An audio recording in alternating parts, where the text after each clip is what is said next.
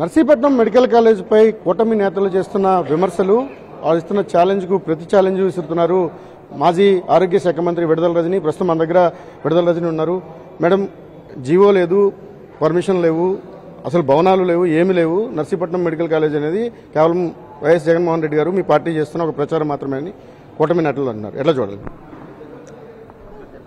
కూటమి ప్రభుత్వానికి అంటున్నటువంటి నాయకులకి చూపించడానికే రేపు మా నాయకుడు జగన్మోహన్ రెడ్డి గారు నర్సీపట్నం వచ్చి ఆ కాలేజ్ని, మెడికల్ కాలేజ్ని విజిట్ చేసి అక్కడ కాలేజ్ కన్స్ట్రక్షన్ మేమున్నప్పుడు ఎంతవరకు అయింది, అక్కడ ల్యాండ్ ఉంది, కాలేజ్ కన్స్ట్రక్షన్ ఉంది, అలాగే జీవో నంబర్ 39 ఉంది.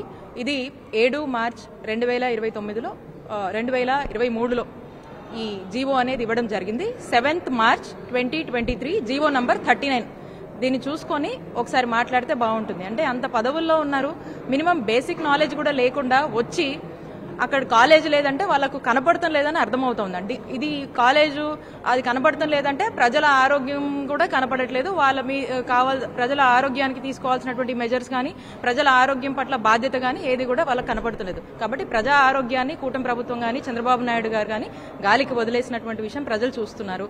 అలాగే ఆ ప్రాంతంలో వచ్చేటువంటి ఒక పెద్ద హాస్పిటల్ని వీళ్ళు వద్దనుకుంటున్నారు.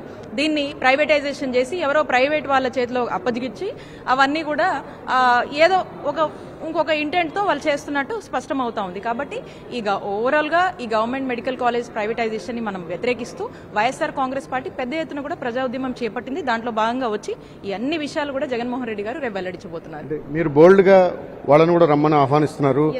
ఎవరెవరిని మీరు పిలవబోతున్నారు? డెఫినెట్ గా అండి, అదే అనకాపల్లి జిల్లాకు సంబంధించి చూస్తా ఉన్నాము. స్పీకర్ అయ్యన్న పాత్రుడు గారు ఉన్నారు, వారిని మేము వెల్కమ్ చేస్తా ఉన్నాము. మా నాయకుడు జగన్మోహన్ రెడ్డి గారు కూడా వస్తున్నారు.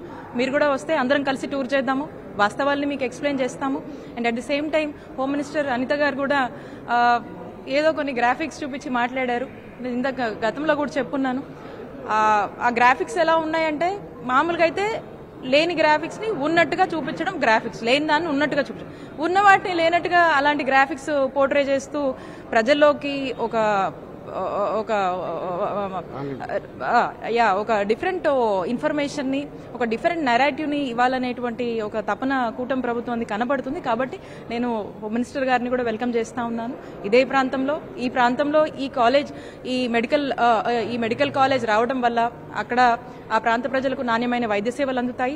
డాక్టర్ విద్య చదువుకోవాలనుకున్నటువంటి విద్యార్థులకు కూడా ఎంతో ఉపయోగపడుతుంది. అంతేకాదు ఆ ప్రాంతం డెవలప్ అవుతుంది, ఎంతో మందికి ఎంప్లాయ్మెంట్ ఆపర్చునిటీస్ వస్తాయి. సో దీనివల్ల ఆ ప్రాంత ప్రజలు ఇంకో ప్రాంతానికో ఇంకో జిల్లాకు కూడా పోవాల్సినటువంటి పని లేదు. మంచి సూపర్ స్పెషాలిటీ వైద్య సేవలు అక్కడే అందుతాయి. కాబట్టి మీరు కూడా కొంచెం చిత్తశుద్ధి చూపించి దాన్ని డెవలప్ చేసి అది ప్రజలకు అందుబాటులోకి తీసుకువస్తే ఆ ప్రాంత ప్రజలు కూడా సంతోషిస్తారు. మీరు ఈ విధంగా ఆలోచన మానుకొని ప్రైవేటైజేషన్ చేయాలి, ఇక్కడ కాలేజ్ లేదు, అసలు ఏమీ లేదు అన్నట్టుగా అలాంటి ఒక ఆలోచనలో పడిపోవటము అనేది మాకు కూడా బాధాకరమైనటువంటి విషయం. But anyways, we welcome you. మీరు రండి, మా నాయకుడు జగన్మోహన్ రెడ్డి గారు వస్తున్నారు. మీరు వచ్చి విజిట్ చేసి వాస్తవాలు తెలుసుకుంటే బాగుంటుందని కోరుకుంటున్నాం. నేషనల్ మెడికల్ కౌన్సిల్ పర్మిషన్స్ లేకుండానే ఈ కాలేజీలు ప్రారంభించారు. దీనివల్ల స్టూడెంట్స్ ఎలా జాయిన్ అవుతారు, కాలేజీలు నిర్మాణం చేస్తే మాత్రం లాభం ఏంటనేది మరో వెర్షన్. దీన్ని ఎట్లా చూడొచ్చు? దేనికైనా పర్మిషన్ ఎవరి బాగా? బేసిక్గా రాష్ట్రంలో ఏ డెవలప్మెంట్ చేయాలన్నా, దేనికి శ్రీకారం చుట్టాలన్నా ఎవరి నుండి పర్మిషన్ ఇస్తారో ఆ రాష్ట్ర ప్రభుత్వం వస్తుంది. ఆ ముఖ్యమంత్రి గారు ఆ రాష్ట్ర ప్రభుత్వం ఇస్తారు, ఆ ప్రభుత్వం వస్తుంది. సో దీనికి జీవో నంబర్ చెప్తున్నాను కదా, ఈ పర్టికులర్ మెడికల్ కాలేజ్ సంబంధించి జీవో నంబర్ 39లో అన్నీ ఉన్నాయి. అది పబ్లిక్ డొమైన్ అవైలబుల్గా ఉంది, చెప్తున్నాను. సో కాబట్టి ఈ జీవోను ఒకసారి మీరు చూడండి, దీనికి పర్మిషన్స్ ఉంది. ఇదే కాదు, ఏ డెవలప్మెంట్ కైనా కూడా ఆ ప్రభుత్వం దానికి ఒక ప్రొసీజర్ ఉంటుంది, అది ఫాలో అవుతుంది. అండ్ దీని తర్వాత మెడికల్ కాలేజ్ విషయంలో it's not a one day story. Medical college అని జగన్మోహన్ రెడ్డి గారు అన్నాక దానికంటూ సర్టెన్ ప్రొసీజర్ ఉంటుంది. అంటే ఆ ప్రాంతంలో మనము ఒక 3 yearsకి హాస్పిటల్ రన్ చేయాలి, వైద్య సేవలు అందించాలి.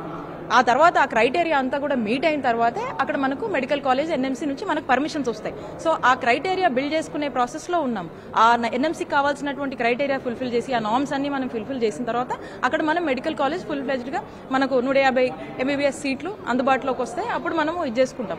సో ఫేజ్ 3లో నర్సీపట్నం కాలేజ్ మేము ప్లాన్ చేస్తున్నాము. దానికి తగ్గటువంటి ఇన్ఫ్రాస్ట్రక్చరు దానికి మేము ప్లాన్ చేసుకున్న ప్రకారంగా వెళ్ళాము. దానికి 500 కోట్ల బడ్జెట్ అవుతుంది. నాబార్డ్ ఫండ్స్తో కూడా ఇది టైప్ చేయడం జరిగింది. సో ఈ విధంగా ఉంటాయి. ఈ బేసిక్ థింగ్స్ మర్చిపోయి ఏదేదో మాట్లాడేస్తున్నారు. ఇది ఇక వాళ్ళకు ఇంత ల్యాక్ నాలెడ్జ్తో మాట్లాడడం అనేది ఇక వాళ్ళ విజ్ఞతకు వదిలేయాలి.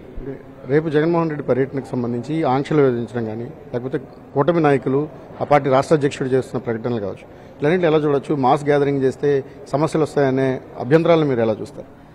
ఎక్కడా కూడా మేము గ్యాదరింగ్ చేయట్లేదు. ప్రజలు స్వచ్ఛందంగా జగన్మోహన్ రెడ్డి గారు వారి అభిమాన నాయకుడు జగన్మోహన్ రెడ్డి గారు వస్తున్నారంటే వారిని చూడాలని, దగ్గరగా చూడాలని, విష్ చేయాలనో, వాళ్ళ సమస్యలు చెప్పుకోవాలని చెప్పి పెద్ద ఎత్తున కూడా జగన్మోహన్ రెడ్డి గారు ఎక్కడికి వెళ్ళినా, గతంలో మీరు తీసుకోండి, గతంలో ప్రకాశం జిల్లాకు వెళ్ళినప్పుడు కానీ, పల్నాడు జిల్లాకు వచ్చినప్పుడు కానీ, ఏ జిల్లాకు వెళ్ళినా కూడా పెద్ద ఎత్తున కూడా ప్రజలు తరలి వస్తున్నారు. ప్రజలు ఇంత పెద్ద ఎత్తున వచ్చి రోడ్డెక్కి వాళ్ళకున్న సమస్యలు వారి అభిమాన నాయకుడితో చెప్తున్నారంటే దీని అర్థం ఏంటి? ఒకటి అభిమానం, రెండు ఈ కూటమి ప్రభుత్వం మీద ఇంత తొందరగా వచ్చినటువంటి వ్యతిరేకతగా మనం చూడాల్సినటువంటి అవసరం ఉంది. ఇందాక కూడా చెప్పాను, రైతులు రోడ్డెక్కారు, డాక్టర్లు రోడ్డెక్కారు, గవర్నమెంట్ ఎంప్లాయీస్ రోడ్డెక్కారు, టీచర్లు రోడ్డెక్కారు. ఎవరండి? ఏ సెక్టర్ బాగుంది? ఈరోజు అందరూ రోడ్డెక్కుతున్నారు. ఈరోజు విద్యార్థుల్ని కూడా ఈ విధంగా డాక్టర్ చదువులకు దూరం చేస్తూ ఉన్నారు. కాబట్టి ఎవరి కన్సర్న్స్ ఉన్నాయి? రాష్ట్రంలో అన్ని వర్గాలు కూడా సాటిస్ఫైడ్గా లేవు, కూటమి ప్రభుత్వాన్ని వ్యతిరేకిస్తున్నాయి, కూటమి ప్రభుత్వం మీద వ్యతిరేకత పెరిగింది, జగన్మోహన్ రెడ్డి గారి మీద, వైఎస్ఆర్ కాంగ్రెస్ పార్టీ మీద ఒక అభిమానం అనేది చూపిస్తున్నారు, వాళ్ళ యొక్క మద్దతును ప్రకటిస్తున్నారు.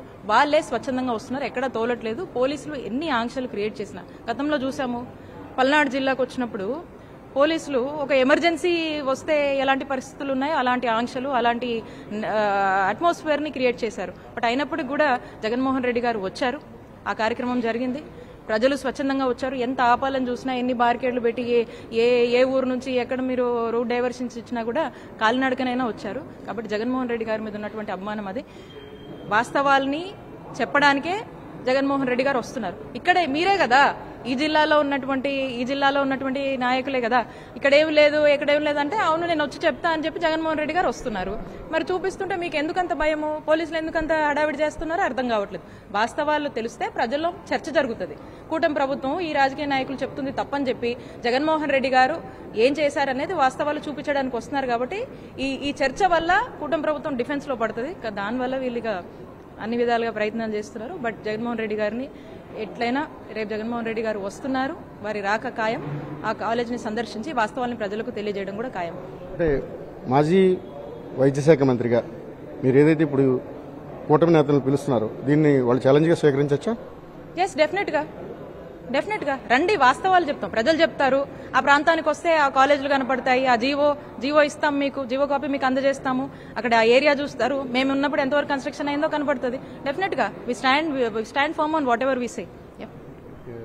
ఖచ్చితంగా మెడికల్ కాలేజీల పైన కూటమి నేతలు చేస్తున్నది తప్పుడు ప్రచారం, దాన్ని మేము నిరూపించడానికి సిద్ధంగా ఉన్నాం. జగన్మోహన్ రెడ్డి పర్యటన కూడా అందుకోసమే జరగబోతోంది. కూటమి నేతలు ఏవైతే అవాకులు మాట్లాడుతున్నారో వాటన్నిటిని కూడా నిరూపించడానికి మేము సిద్ధంగా ఉన్నాం. ఇది నా ఛాలెంజ్గా తీసుకోమని విడుదల రజని కూడా చెప్తున్నారు. కెమెరామెన్ శ్రీధర్తో రవిచంద్రన్ టీవీ, విశాఖపట్నం.